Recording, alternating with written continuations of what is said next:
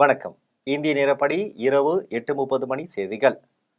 முதலில் ஜெம் தலைப்புச் செய்திகளை காணலாம். கன்னியாகுமரியில் 37 கோடி ரூபாயில் கண்ணாடி நடைபாலம் திறந்து வைத்தார் முதலமைச்சர் மு.க.ஸ்டாலின். பெண்களுக்கான பாதுகாப்பை உறுதி செய்ய வேண்டும். த.வே.க தலைவர் விஜய் ஆளுநர் ஆர்.என். ரவியிடம் கோரிக்கை மனு.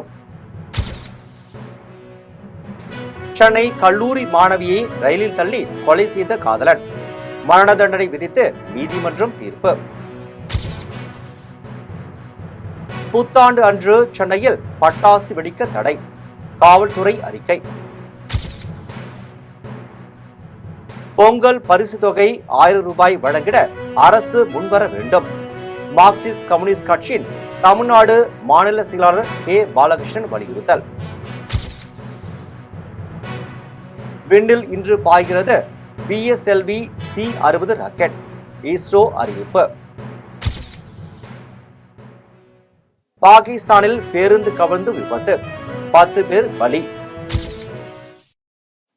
இனி விரிவான செய்திகளை காணலாம். கன்னியாகுமரியில் கண்ணாடி பாலத்தை முதலமைச்சர் மு.க.ஸ்டாலின் திறந்து வைத்தார்.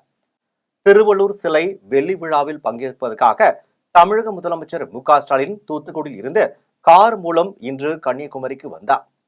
தொடர்ந்து மாலை 5 மணியளவில் கடலின் நடுவே அமைந்துள்ள ஐயன் திருவள்ளூர் சிலையை முதலமைச்சர் மு.க.ஸ்டாலின் பார்வையிட்டார். அப்போது திருவள்ளூர் சிலைக்கு மாலை அணிவித்து மரியாதை செலுத்தினார். பின்னர் திருவள்ளூர் சிலைக்கும் கடலின் நடுவே மற்றொரு பாறையில் அமைந்துள்ள விவேகானந்தர் மண்டபத்துக்கும் இடையே 37 கோடி ரூபாயில் அமைக்கப்பட்டுள்ள கண்ணாடி நடைபாலத்தை திறந்து வைத்தார். இந்த விழாவில் அமைச்சர்கள், MP, MLA-க்கள், அரசு துறை உயர் அதிகாரிகள் பலர் கலந்து கொண்டனர். முதலமைச்சரின் வருகையொட்டி கன்னியாகுமரியில் பலத்த போலீஸ் பாதுகாப்பு ஏற்பாடுகள் செய்யப்பட்டுள்ளன. பெண்களுக்கான பாதுகாப்பை உறுதி செய்ய வேண்டும் என த.வே.க தலைவர் விஜய் ஆளுநர் ஆர்.என். ரவியிடம் கோரிக்கை மனு அளித்துள்ளார். பாலியல் வன்கொடுமை சம்பவம் குறித்து தமிழக வெற்றி கழக தலைவர் விஜய் தமிழக பெண்களுக்கு தனது கைப்பட எழுதிய கடிதம் ஒன்றை வெளியிட்டார். இதனையடுத்து கிண்டியில் உள்ள ராஜ்பவன் மாளிகையில் ஆளுநர் ஆர்.என். ரவியை சந்தித்து விஜய் பேசினார். அப்போது அண்ணா பல்கலைக்கழக சம்பவம் மட்டும் அல்லாமல் பிற விவகாரங்கள் குறித்து மனுவாக கவர்னரிடம் விஜய் அளித்துள்ளார். சுமார் 10 நிமிடங்களே இந்த சந்திப்பானது நடைபெற்றுள்ளது.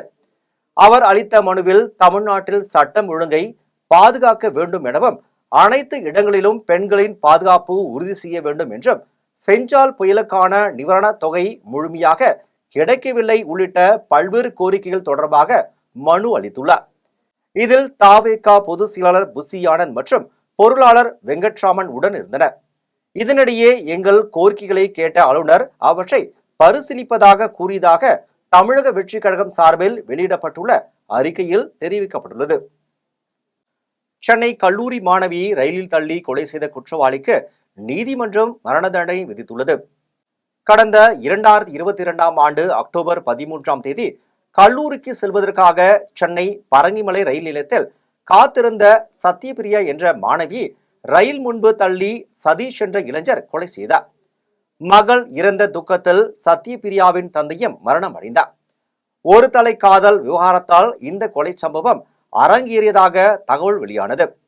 இந்த கொலை சம்பவம் தொடர்பாக CBCID போலீசார் வழக்கு பதிவு செய்து விசாரணை நடத்தினர். இந்த வழக்கை சென்னை மகளிர் சிறப்பு நீதிமன்றம் விசாரித்தது. இந்த வழக்கு தொடர்பான வாதங்கள் முடிவடைந்த நிலையில் கடந்த 27ஆம் தேதி சதீஷை குற்றவாளி என நீதிமன்றம் கூறியது.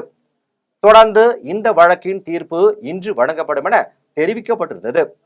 இந்த நிலையில் கல்லூரி மாணவியை ரயிலில் தள்ளி கொலை செய்த சதீஷுக்கு மரண தண்டனை விதித்து நீதிமன்றம் அதிரடி தீர்ப்பு அளித்துள்ளது. மாணவியை பின்தொடர்ந்து தொல்லை அளித்த பிரிவின் கீழ் 3 ஆண்டுகள் சிறை தண்டனை மற்றும் 15,000 ரூபாய் அபராதம் விதிக்கப்பட்டுள்ளது. 3 ஆண்டுகள் சிறை தண்டனையை நிறைவு செய்த பின் தூக்கு தண்டனையை நிறைவேற்ற வேண்டும் எனவும் நீதிமன்றம் உத்தரவு பிறப்பித்துள்ளது. ஸ்ரீஹரிகோட்டாவில் இருந்து இன்று பிஎஸ்எல்வி C-60 ராக்கெட் விண்ணில் ஏவப்படுகிறது என்று இஸ்ரோ அறிவித்துள்ளது. ஆந்திர மாநிலம் ஸ்ரீஹரிகோட்டா சதீஷ் தவான் விண்வெளி ஆய்வு மையத்தில் உள்ள 2வது ஏவுதளத்தில் இருந்து பிஎஸ்எல்வி C-60 ராக்கெட் இன்று இரவு 10:15 மணிக்கு விண்ணில் ஏவப்படுகிறது. இதற்கான இறுதிக்கட்ட பணியான 25 மணி நேர கவுண்டவுன் நேற்று இரவு 8:58 மணிக்கு தொடங்கியது.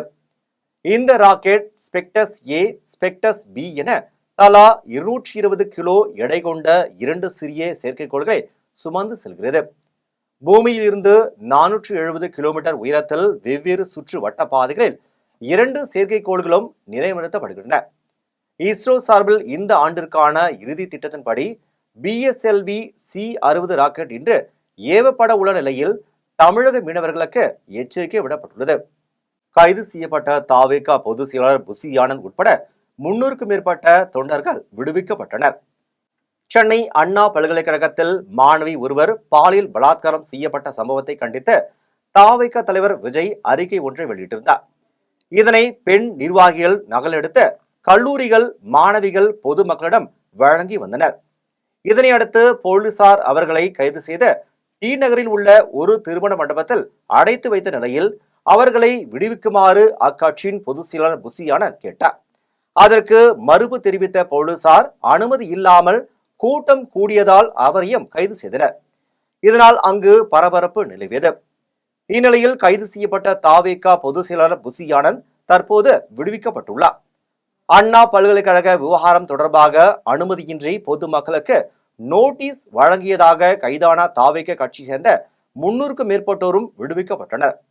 இதனிடையே ஜனநாயக விரோத நடவடிக்கைகளை மக்கள் வெகு காலம் வேடிக்கை பார்க்க மாட்டார்கள் என்று அதன் தலைவர் விஜய் கண்டனம் தெரிவித்துள்ளார்.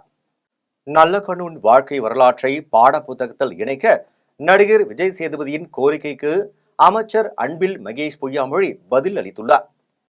நல்லகண்ணுவின் வாழ்க்கை வரலாறு பாட புத்தகத்தில் இடம்பெற வேண்டும் என தமிழ்நாடு அரசுக்கு நடிகர் விஜய் சேதுபதி கோரிக்கை விடுத்திருந்தார்.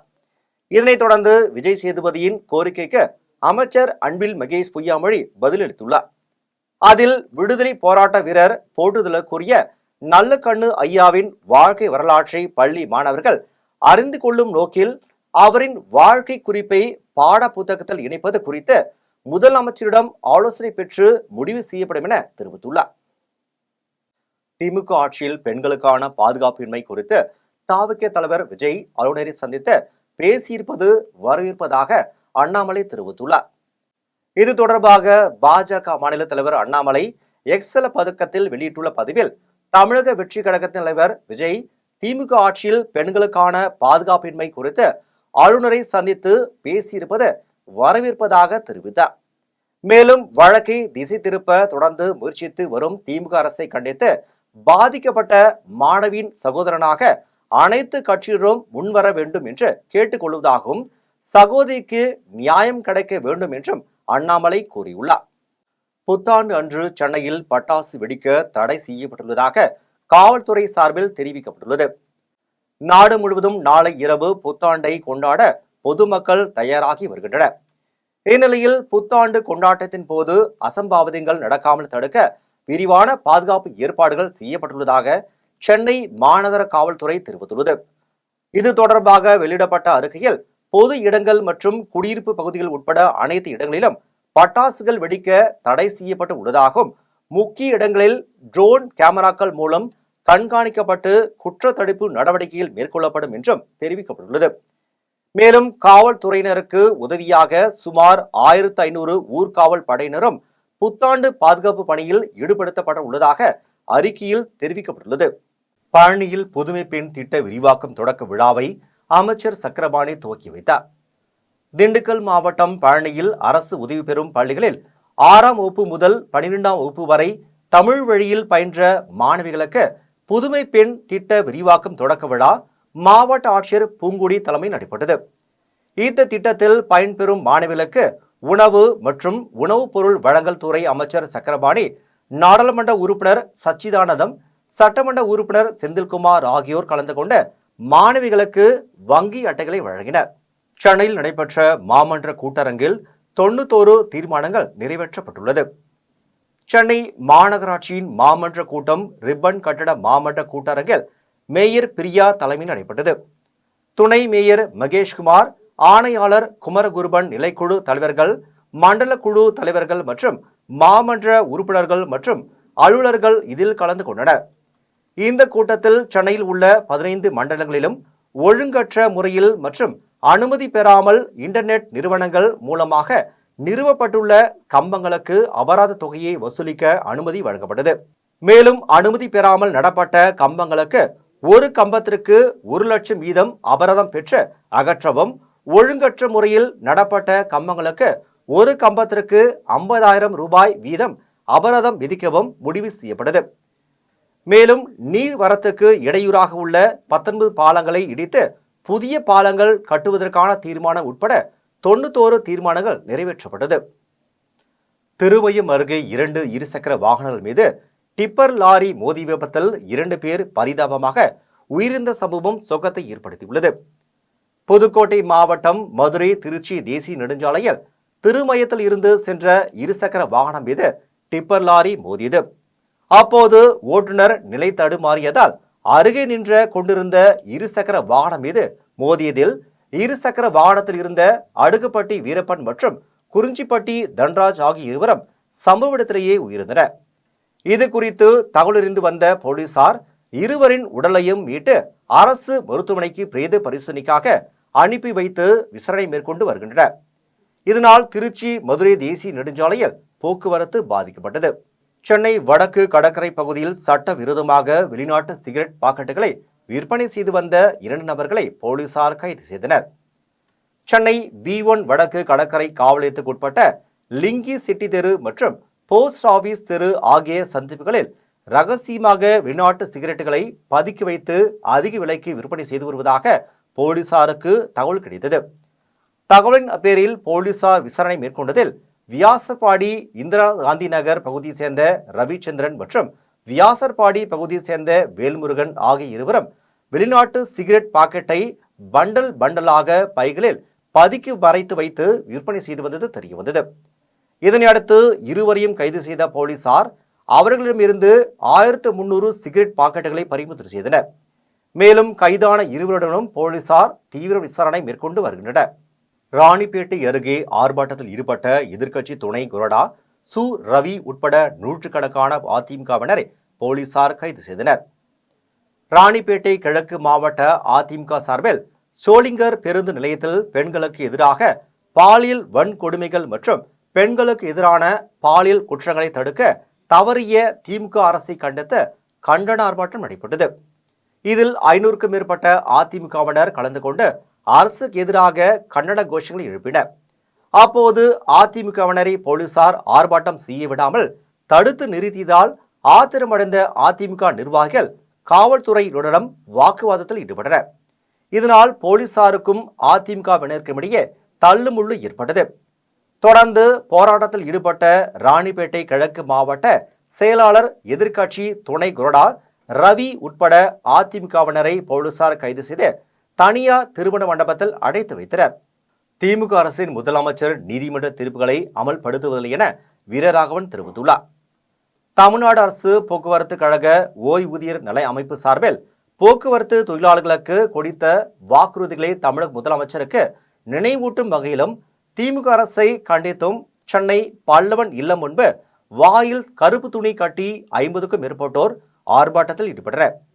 தொடர்ந்து செய்தியாளரை சந்தித்த தமிழ்நாடு அரசு போக்குவரத்து கழக ஓய்வூதியர் நல அமைப்பு மாநில துணை பொதுச் செயலாளர் வீரராகவன், திமுக அரசின் முதலமைச்சர் நீதிமன்ற தீர்ப்புகளை அமல்படுத்துவதில்லை என்றும் போக்குவரத்து துறையில் வேலையில் உள்ளவர்களுக்கு டிஏ வழங்கப்படுவதாகவும், ஆனால் ஓய்வு பெற்றவர்களுக்கு கிட்டத்தட்ட 110 மாதங்களாக டிஏ வழங்கப்படவில்லை என கூறினார். தொடர்ந்து பேசியவர் இவ்வாறு தெரிவித்தார். தொழிலாளிகளுக்கு தமிழ்நாடு முழுவதும் இருக்கக்கூடிய 96,000 பேர் ஓய்வு பெற்றிருக்கிறார்கள். அவர்களுக்கெல்லாம் 21 மாதமாக இன்றைக்கு வரைக்கும் ரிட்டையர்டான ஒரு பைசா கூட கொடுக்கறதில்ல. அந்த காசை அந்த நிகழ்ச்சியை கண்டித்து தான் இந்த ஆர்ப்பாட்டம் நடந்து கொண்டிருக்கிறது. எங்களுக்கு நிறைய பிரச்சனைகள் இருக்கிறது. 110 மாதமாக டிஏ வழங்கவில்லை. அரசு ஊழியர், ஆசிரியர், மற்ற துறைகளில் அனைவருக்கும் டிஏ கொடுத்துட்டாங்க. ஆனால் போக்குவரத்தில் ஓய்வு பெற்றவர்களுக்கு மட்டும்தான் கொடுக்கல. குறிப்பாக சொல்லப்போனால் ஓய்வு பெற இது வேலையில் இருக்கக்கூடிய போக்குவரத்தில் இருக்கக்கூடியவர்களுக்கு வேலை செய்யக்கூடியவர்களுக்கு டிஏ கொடுக்குறாங்க. ஆனால் போக்குவரத்தில் ஓய்வு பெற்றவர்களுக்கு இந்த நாள் வரையில் கிட்டத்தட்ட 110 மாதமாக டிஏவை கொடுக்காம ஏமாத்திட்டு இருக்கிறாங்க. தருமபுரி அருகே வரதட்சணை கொடுமை காரணமாக தந்தையுடன் வந்த இளம்பெண் ஆட்சியர் அலுவலகத்தில் மண்ணெண்ணெய் ஊற்றி தீக்குளிக்க முயற்சி செய்த சம்பவம் பரபரப்பை ஏற்படுத்தியுள்ளது. தருமபுரி மாவட்டம் பொம்மொழி அடுத்த நத்தமேடு பகுதியை சேர்ந்தவர் அஞ்சலி. இவர் கடந்த 5 ஆண்டுகளுக்கு முன்பு தங்கமணி என்பவரை காதலித்து திருமணம் செய்து கொண்ட நிலையில் இவர்களுக்கு 2 ஆண் குழந்தைகளும் 1 பெண் குழந்தையும் உள்ளது. இந்நிலையில் வரதட்சணை கேட்டு கணவர் மற்றும் நாத்தனார் அவரது பெற்றோர் தொடர்ந்து கொடுமைப்படுத்தி வந்ததாகவும் தனது பிள்ளைகளுக்கும் சூடு வைத்து கொடுமைப்படுத்தியதால் காவல் நிலையத்தில் புகார் அளித்துள்ளார். பலமுறை விசாரணை செய்தும் சமரச பேசி அனுப்பி வைத்ததால் மனவேதனையில் இருந்த வந்த அஞ்சலி மாவட்ட ஆட்சியர் அலுவலகம் முன்பு நீதி கேட்டு தன் தந்தை மாதேஸ்வரனுடன் மண்ணெண்ணெய் ஊற்றிக்கொண்டு தற்கொலை முயற்சியில் ஈடுபட்டார். உடனடியாக பாதுகாப்பு பணியில் இருந்த காவலர்கள் தடுத்து நிறுத்தி தண்ணீர் ஊற்றி அஞ்சலியை காப்பாற்றி மனு மீது விசாரணை மேற்கொண்டு வருகின்றனர். நான் இதுக்கு முன்னாடி பொம்படிலையும் கேஸ் கொடுத்தேன். 4-5 வாட்டியே கொடுத்துட்டேன். நான் அங்க இருக்கிறவங்க நீ போய் வாழுமா, இந்த ஒரு வாட்டி போய் பாருன்னு சொல்லி அனுப்பிட்டாங்க. ஆனா அப்பயும் அவங்க திருந்தவேலுன்ட்டு இங்க மகளிர் தருமபுரியில மகளிர் ஸ்டேஷன்லயுமே கொடுத்தோம். அப்பயும் அவங்க எதுவுமே கேட்கல. அவங்க சொன்ன பணத்தை கொடுத்துட்டு அவங்க வெளியே தான் வர பாக்குறாங்களே தவிர இதுல இருந்து பிரச்சனை என்னன்னு அவங்க இதுனவே இல்லை. என்னால இப்ப வாழ முடியல. எனக்கும் என் பிள்ளைங்களுக்கும் போறதுக்கு இடம் இல்லை. தம்பி அப்பா அவர் தான் இத்தனை வருஷம் பார்த்தாரு. அவரையும் அடிக்க வந்துட்டு அவரையும் கொலை பண்ண இதுன்னுட்டாரு. அதனால அப்பாவும் எதுவும் கண்டுக்க மாட்டேன்னு சொல்லிட்டாரு. அதனால எனக்கு ஒரு நல்ல வழி சொல்லுங்க. இன்னைக்கு நாங்க இன்னைக்கு வாழவே பிடிக்கல. என்னையும் பசங்களையும் கோயிலுக்கு போனோம். உடனே நீ எப்படி நீ போலாம் அப்படின்னு சொல்லி என் மாமி அடிச்சு என்ன இதுன்னு அப்புறம் அசிங்கமா தப்பா பேச ஆரம்பிச்சிட்டாங்க. எங்க வீட்டுக்காரும் எதுவும் கண்டுக்கவே இல்லை. நீ போய் செத்தா சாவுன்னு சொல்லிட்டாரு. அதனாலதான் நாங்க 3 பேரும் கிளம்பி வந்துட்டோம். என் பசங்களும் நானும் வந்தோம். விருதாச்சலம் அருகே தமிழக அரசை கண்டித்து அதிமுகவினர் கண்டன ஆர்ப்பாட்டத்தில் ஈடுபட்டனர். கடலூர் மாவட்டம் விருதாச்சலம் பாலக்கரை சந்திப்பில் புவனகிரி சட்டமன்ற உறுப்பினர் அருண்மொழி தேவன் தலைமையில் தமிழக அரசை கண்டித்து அதிமுகவினர் கண்டன ஆர்ப்பாட்டத்தில் ஈடுபட்டனர். இதில் பாதிக்கப்பட்ட அண்ணா பல்கலைக்கழக மாணவி உட்பட பெண்களுக்கு பாதுகாப்பு கேட்டு பதாகைகளை கைகளில் ஏந்திய முழக்கங்களை எழுப்பி ஆர்ப்பாட்டத்தில் ஈடுபட்டனர்.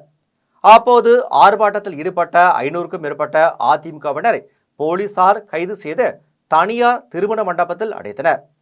இதில் அதிமுக நகர ஒன்றிய பேரூர் பொறுப்பாளர்கள் மற்றும் மகளிர் அணியினர் பலர் கலந்து கொண்டனர். வண்ணாரப்பேட்டையில் தடை செய்யப்பட்ட லாட்டரி சீட்டுகளை விற்பனை செய்த 2 பேரை போலீசார் கைது செய்தனர். சென்னை பெருநகரில் தமிழக அரசால் தடை செய்யப்பட்ட லாட்டரி சீட்டுகளை சட்ட விரோதமாக விற்பனை செய்யும் நபர்கள் மீது நடவடிக்கை எடுக்கும் விதமாக போலீசார் தீவிர கண்காணிப்பில் ஈடுபட்டு வருகின்றனர். இந்நிலையில் வண்ணாரப்பேட்டை நெடுஞ்சாலை கம்பெனி சத்திரம் தெரு சந்திப்பில் வெளிமாநில லாட்டரி சீட்டுகளின் எண்களை துண்டு காகிதத்தில் எழுதி கொடுத்து சட்ட விரோதமாக லாட்டரி சீட்டுகளை விற்பனை செய்து கொண்டிருந்த ஜாகிர் பாஷாவை போலீசார் கைது செய்தனர். மேலும் அவரிடமிருந்து 20,600 ரூபாய் பணம் மற்றும் 3 செல்போன்கள் மற்றும் துண்டு காகித சீட்டுகளை போலீசார் பறிமுதல் செய்து விசாரணை நடத்தினர். அதில் இவ்வழக்கில் தொடர்புடைய நாராயணன் என்பவரையும் போலீசார் கைது செய்து அவரிடமிருந்து 4,000 ரூபாய் பணம் மற்றும் ஒரு இருசக்கர வாகனம், 2 செல்போன்கள் மற்றும் துண்டு காகித சீட்டுகளை பறிமுதல் செய்தனர். இதனையடுத்து இருவரையும் போலீசார் கைது செய்து நீதிமன்றத்தில் ஆஜர்படுத்தி சிறையில் அடைத்தனர். ஆசிரியர் தேர்வு வாரியம் ஊழலுடைய தாயகமாக இருந்து வருவதாக 2013 நலச்சங்க மாநில தலைவர் இளங்கோவன் தெரிவித்துள்ளார். சென்னை மயிலாப்பூரில் உள்ள டிஜிபி அலுவலகத்தில் தமிழ்நாடு ஆசிரியர் தேர்வு வாரியத்தில் 11 ஆண்டுகளாக நடைபெற்ற அனைத்து தேர்வுகளில் முறைகேடு நடந்துள்ளது. இது தொடர்பாக 2013 ஆசிரியர் தகுதி தேர்வில் தேர்ச்சி பெற்றோர் நல சங்கத்தினர் டிஜிபி அலுவலகத்தில் மனு அளித்தனர். இதனைத் தொடர்ந்து 2013 நலச்சங்க மாநில தலைவர் இளங்கோவன் செய்தியாளர்களை சந்தித்தார். அப்போது பேசியவர் ஆசிரியர் தேர்வு வாரியம் ஊழலுடைய தாயகமாக இருந்து வருவதாகவும் தமிழக முதலமைச்சர் ஏற்கனவே சொன்னது போல நியமன தேர்தல் ரத்து செய்துவிட்டு 2013 ஆசிரியர்களை பாதுகாக்க வேண்டும் என்றும் கூறினார். மேலும் குறைந்தபட்சம் தொகுப்பு ஊதியத்திலாவது பணி அமர்த்தி வாழ்வாதாரத்தை காக்க வேண்டும் என்றும் தமிழக அரசுக்கு கோரிக்கை விடுத்தார். வாரியம் தொடர்ந்து 15 ஆண்டுகளாக பல்வேறு முறைகேடுகளில் ஈடுபட்டிருக்கிறது.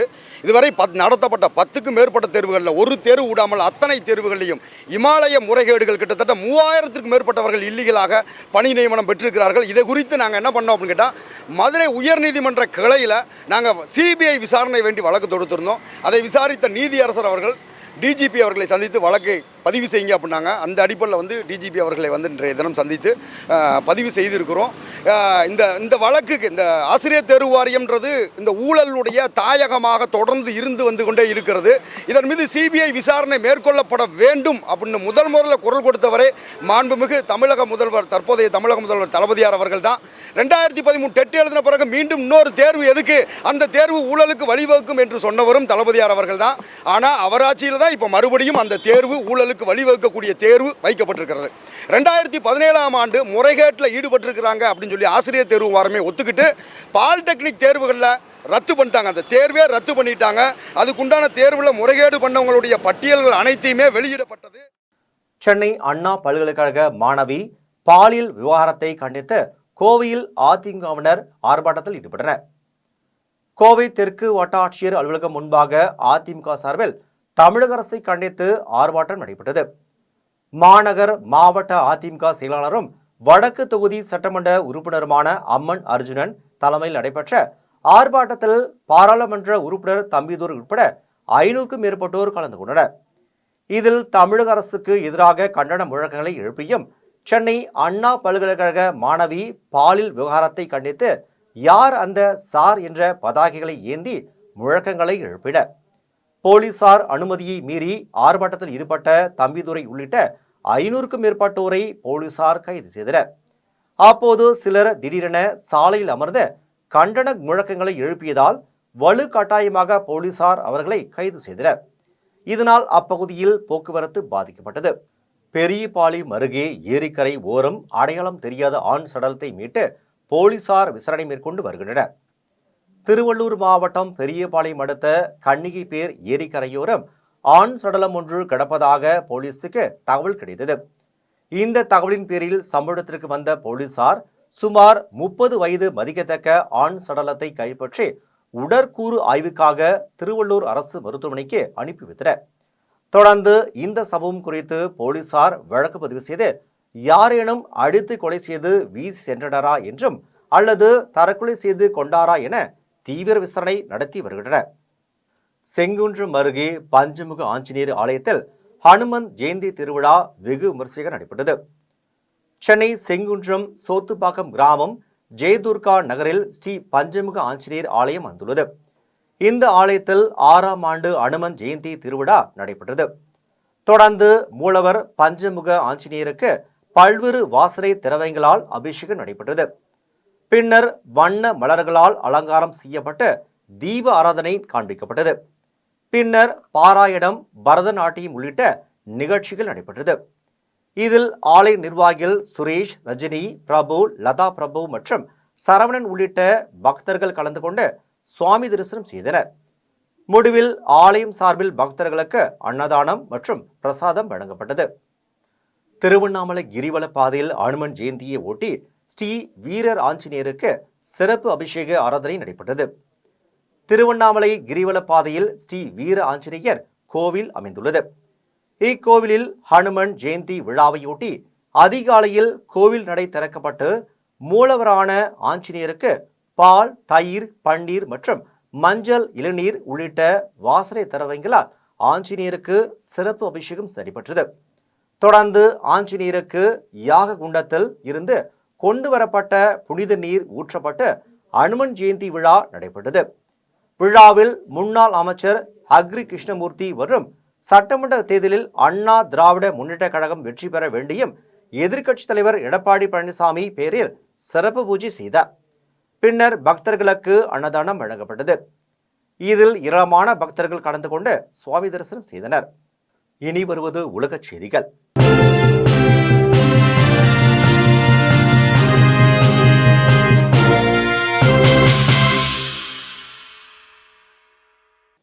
பாகிஸ்தானில் பேருந்து கவிழ்ந்து விபத்துக்குள்ளானதில் 10 பேர் பலியாகியுள்ளனர். பாகிஸ்தானில் மியான்வாலியில் இருந்து ராவல்பிண்டிக்கு பயணிகள் பேருந்து ஒன்று சென்று கொண்டிருந்தது. பேருந்தில் 30க்கும் மேற்பட்டோர் பயணம் செய்தனர். அப்போது அக்டோக் மாவட்டத்தில் உள்ள நெடுஞ்சாலையில் சென்று கொண்டிருந்த போது எதிர்பாராத விதமாக பேருந்து சாலையோரம் கவிழ்ந்து விபத்துக்குள்ளானது. இந்த விபத்தில் பேருந்தில் பயணம் செய்த 10 பேர் பரிதாபமாக உயிரிழந்தனர். மேலும் 22 பேர் படுகாயமடைந்தனர்.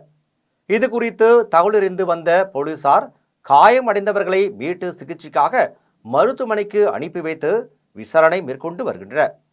இனி வருவது விளையாட்டுச் செய்திகள்.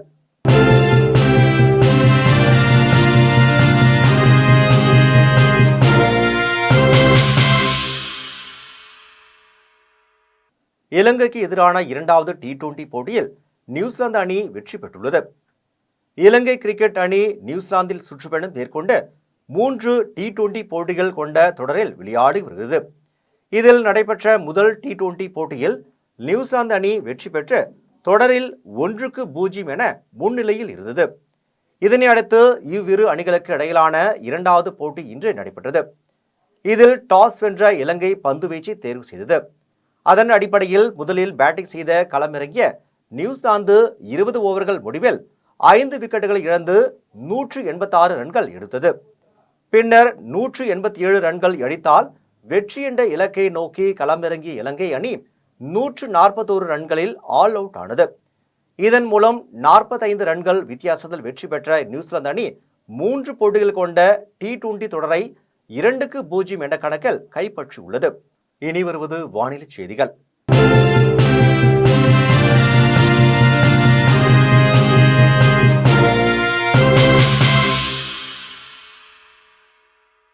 தமிழகத்தில் 4 மாவட்டங்களில் இன்று கனமழைக்கு வாய்ப்புள்ளதாக வானிலை ஆய்வு மையம் தெரிவித்துள்ளது. இது தொடர்பாக சென்னை வானிலை ஆய்வு மையம் வெளியிட்டுள்ள அறிவிப்பில் தெற்கு வங்கக்கடலில் மத்திய பகுதிகள் மற்றும் அதனை ஒட்டிய பூமத்திய ரேகையை ஒட்டிய இந்திய பெருங்கடல் பகுதிகளில் ஒரு வளிமண்டல கீழடுக்கு சுழற்சி நிலவுகிறது.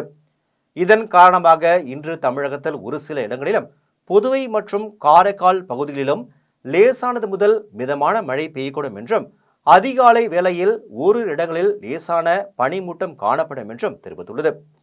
மேலும் ராமநாதபுரம், தூத்துக்குடி, நெல்லை மற்றும் கன்னியாகுமரி மாவட்டங்களில் இன்று ஓரிரு இடங்களில் கனமழைக்கு வாய்ப்புள்ளதாக வானிலை ஆய்வு மையம் தெரிவித்துள்ளது. மீண்டும் ஜெம் தலைப்புச் செய்திகள். கன்னியாகுமரியில் 37 கோடி ரூபாயில் கண்ணாடி நடைபாலம் திறந்து வைத்தார் முதலமைச்சர் மு.க.ஸ்டாலின். பெண்களுக்கான பாதுகாப்பை உறுதி செய்ய வேண்டும். த.வே.க தலைவர் விஜய் ஆளுநர் ஆர்.என். ரவியிடம் கோரிக்கை மனு. சென்னை கல்லூரி மாணவியை ரயிலில் தள்ளி கொலை செய்த காதலன் மரண தண்டனை விதித்து நீதிமன்றம் தீர்ப்பு. புத்தாண்டு அன்று சென்னையில் பட்டாசு வெடிக்க தடை, காவல்துறை அறிக்கை. பொங்கல் பரிசு தொகை 1000 ரூபாய் வழங்கிட அரசு முன்வர வேண்டும். மார்க்சிஸ்ட் கம்யூனிஸ்ட் கட்சியின் தமிழ்நாடு மாநில செயலாளர் கே. பாலகிருஷ்ணன் வலியுறுத்தல்.